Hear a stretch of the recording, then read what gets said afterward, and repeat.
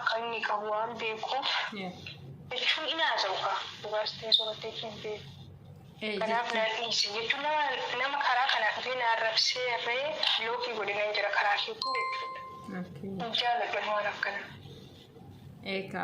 كسيرة Kanaafiyyuu ani kaa'amma wanti nan isin jedhe ati kana dura ani akka namni isin gaafataa jiran si qofa miti namoota biraarree jechuudha nama as garee keenya keessa jiranii nama baay'ee gaafii kan gaafatanii jiran jechuudha namoonni alarraayi garuu namoonni kun natti dhiyaatanii anaan na gaafatanii beekan waa'ee kanaa jechuudha ati mooyyuu nama hundarrayyuu kana dura wal beenna osoo gara garee kanaatti hin dhufini walbeenna jechuudha garee kanatti kan na fide Saaraadha achumaaniin immoo ani si fide miti kanaafiyyuu ani fi isin kana dura walbeenna jechuudha sirriitti waliin taphataa turre adeemsa garaa baay'eedha walbeekna garuu gaafa namoonni waan kana haasa'anii tsiggee maalii wanti kun dhugaadha moo sobaa jettee maaliif nan gaafatin ati لا أسرت سنجر يعني نما وانا كنا كابتشون جرا مو مكيا كيسان أبيك سني ما سوان كتير أبيدناني بلو كده هو ربك جالا وانا كس آسا كان تكفاني من البابر بالي جالا سومر كروان تي جارو مو جت كان جالا تكفاني باي قدام هو ربك هذا سومر كوسه كمبيوتر بتكومن تلمالي جالا يكومن تي أشي تجاكينا ما وجد تبغى بريس إكسكريشة تقولني نعرف نجوا مكان ولا يتجرن جدّو أشرت وان تقصدتمو أنا بيتنتي نمني إني ما هو بيمجو أتصو بيتنتي وان كالتو ينتو كوسها يشون يواد كوس وبات ولا تيكان يسي مكان جالسك أم أنا بنا بايكو تشو وين بمنا هم بوين جالسين كابدو أكس جالتك أنا ودو تتخرجين ولا واربطو أنا سو ما نيجي غير من جالت فقط بيبي أوه كيسا كنتو هدوء كتير من جالت فقط جالو نكيسا تيمو ممن جالو بول ماما لجوجو Garuu naarra sutraja baay'eedha. Yaari uruu keessa jaala dhundoo akka bakka taa'ee akkoo ilaalu nageenya beeku. Malee animmoo waan akkana nama jaallachuu hin jaalladhu. Kanatti cambisee akka atis wajjin qoostaa yoo jaalattis mirga qabda. Tokkoffaa maaf asi gaafate. Kun koo duraati jaalattee dhabdee amboota ta'e maalirratti si jedhee si gaafata. Kan koo ati ergaa inni wal jaalattanii rakkoo hin qabu maaf asi gaafadha. Dhugaadha garuu jaartii keessatti yaa jirti akkas callisuun kee gaariidha sababni isaa namni kun akka nama biraa faana jiru yookiin immoo jireenya biraa qabu hin beektaa osoo dhugaadhaan jireenya kana keessa ani jidduu galee jiraadhee ta'ee ati nan deebistu jechuudha la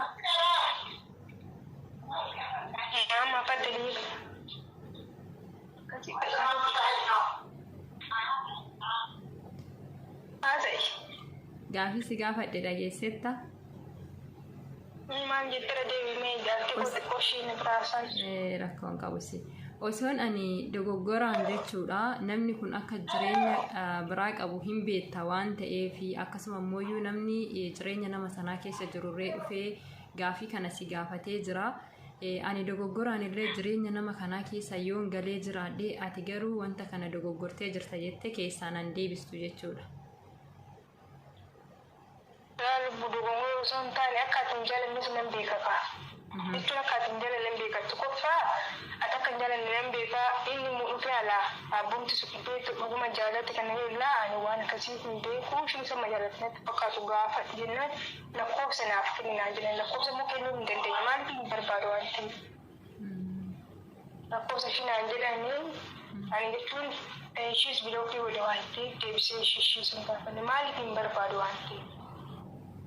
Media rak nam to kolbare bol jala ke kin je wante bakkan ke sa be to su manam no sana gafate da she to rachku okay gaariidha garuu ani wanta ti yaadanatti taatee jirtu ni jira jechuudha dhugaan wasitti dubbachuudhaaf waan barbaade maan taane osoo na gaafatte gaarii tureeyyu yaani gaariidha garaan immoo hin jala dhuka tokkoffaa akkoo ati jaalattee hin goddaame maaf si gaafatte namni wajjin qoosudha waliin jaalatu akkasi garuu galatoomi dhugaa baay'ee waliin haasa'aa turre Kanaafiyyuu borumaafuu jechuudha barnoota nuufaa ta'u nama tokko hiriyaa keenya takka yookiin intala shamaraa takka yoo isiin dogoggorarra jirtu dogoggora karaa dogoggorarra jirtu yoo argine qalliidhaafis haa ta'u dhugaadhaafis haa ta'u namni itti dhiyaannu tokko itti siqnee waan kana maali jennee gaafachuun barbaachisaadha jedha gara kan kootini.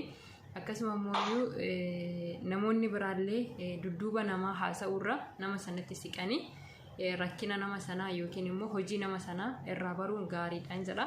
Kanaaf kookii teenya guddaa galatoomii baay'ee waliin haasofne dhiifama hojii si dhawwe. Mama tuutuu akkas bareedata nan balleessire. Ooma balleessitee jirta na gaafachuu dhiisuu keetiif balleessitee jirta. Maaliif namoonni baay'een haasa'aa tura waan ta'eef dhagaa turte waan ta'eef na gaafachuu qabdaa turte.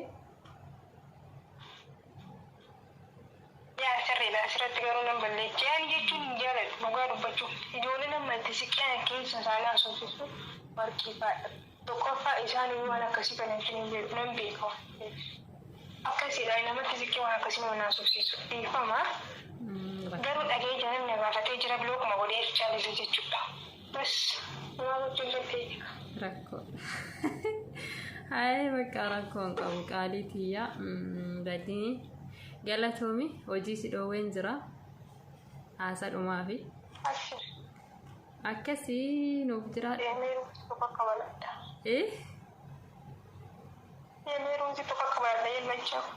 Maanni ruuzii amma kabalattaayi amma ganama bar.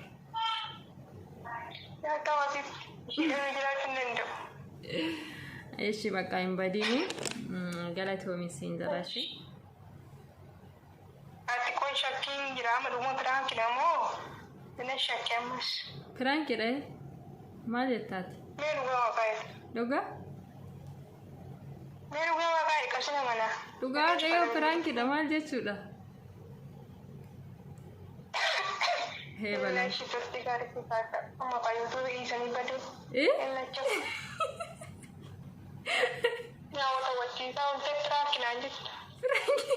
Kan hunda akka waraabne nan beeka garuu kan hunda waraabne piraanki sootee. Piraanki dha dhugaa hundi isaa yoo waraabeen jira waan si dhibu. Ishee waan hundaaf turtii gaarii si baata. Sadanaa natti naadinaa ijoollee warra as keessa jirta. Ani wanna naa taa'u dhiibbee. Adaraa itti naarinaa natti naarinaa jettee jirti. Itti naarinaa haasa dhumaati. Akkasi bakka lubbucha ishii hin badin. Haye. Bye.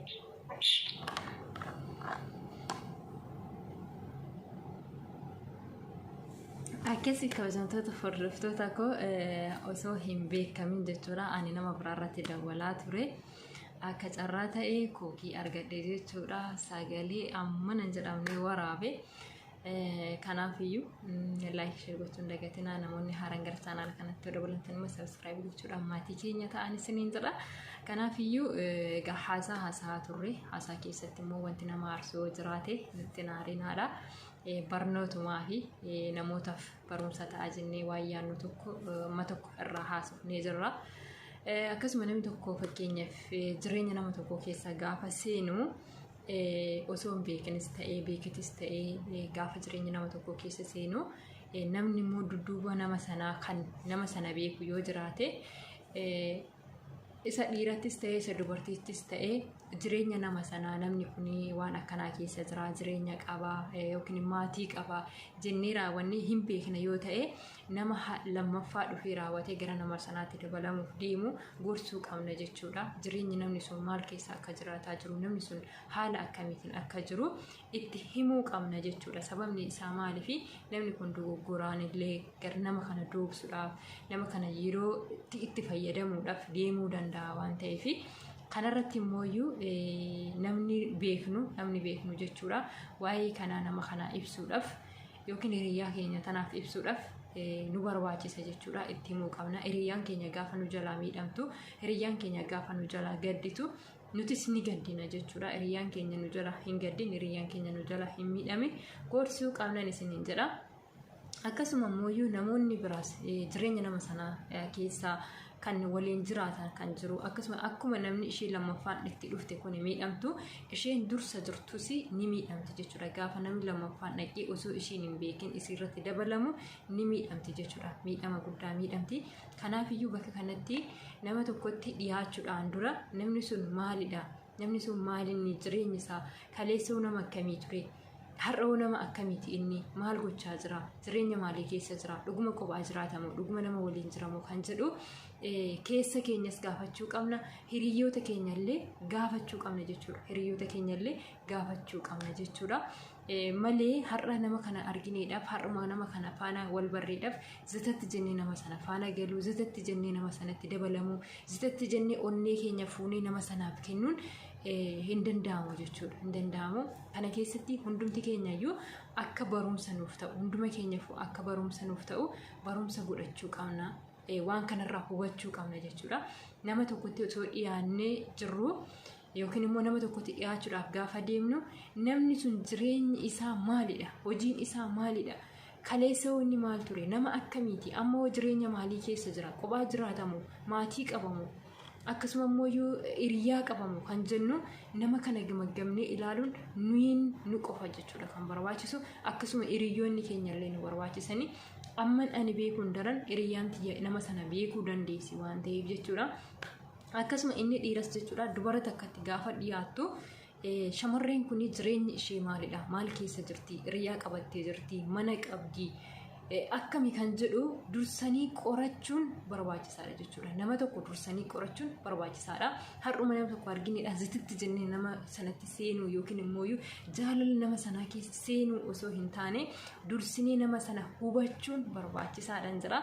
egaa haasaa nuti haasaa turre keessatti waa hedduutu jira jechuudha kanarraa waa hedduu barattuudhe viidiyoon keenya baay'ee dheeraadha kutaa lammaffaa sadaffaa qabanatti fakkaata yeroo ilaalu baay'ee dheeraa waan ta'eef kanaafiyyuu hanga dhumaatitti dhaggeeffadhaa hundumti keessanuu tokko kaastanii hanga dhumaatitti dhaggeeffadhaan isiniin jira waan nu faana turtaniif guddaa galatooma horaa bulaa deebanaa nagaan turaadha like share gochuu hin dagatinaa namoonni haran gara chaanaal kanaatti dabalamtan subscribe gochuudhaan maatii keenya ta'a mallattoo haraanni sana tuquudhaan immoo oon irra godhadhaan isiniin jira kan hunda waan gootaniif galatooma horaa bulaa deebanaa Tambaa sagatique tolli kee danuu na dhibee rakkisa farfannaa konanii garaa si jee